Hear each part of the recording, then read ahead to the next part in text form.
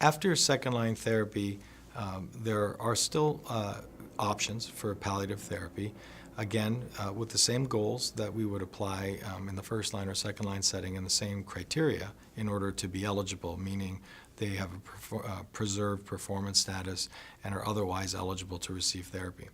From a chemotherapy standpoint, usually a patient at the time of third-line therapy has already received the platinum-based therapy and has either received a taxane-based therapy or an irinotecan-based therapy. So in the third-line setting, naturally, the alternative, whichever one they have not received yet, could be an option for therapy. Additionally, recently there have been some positive studies, one being with immunotherapy checkpoint blockade, and that is with pembrolizumab in the third-line setting for patients that are PD-L1 positive by immunohistochemistry. That accounts for about 50 to 60% of patients that will have positive score, and that score is defined by immunohistochemistry a greater than 1% of a combined positivity score. So it's really critical and important to recognize that in this tumor type, the PD-L1 testing is different than, say, for example, lung cancer testing, which is TPS score, or tumor positivity score. In this tumor type, it's combined positivity score, so it's not only tumor cells, but it's also other infiltrating monocytes and leukocytes, and it's an aggregate score. So anything above 1% is considered positive and eligible for pembrolizumab therapy in the third-line setting. So patients that are in the third-line setting, PD-L1 positive, that is another viable option for them to help palliate their symptoms.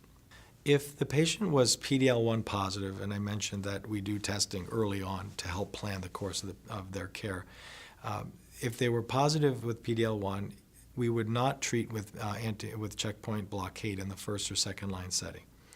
We do not treat with immune checkpoint blockade because in the second line setting, for example, there's been recently a negative study, randomized study, of pembrolizumab versus standard paclitaxel.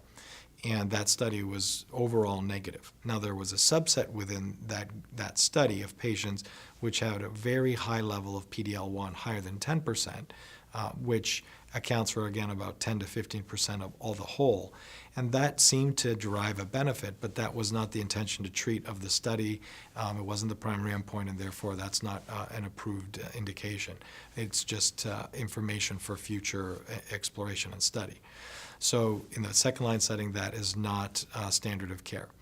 In the first line setting, there are a number of studies that are ongoing, and we're awaiting the results of those studies for various checkpoint inhibitors in combination with chemotherapy, and also there's a third arm in the studies that are with chemotherapy-free arms.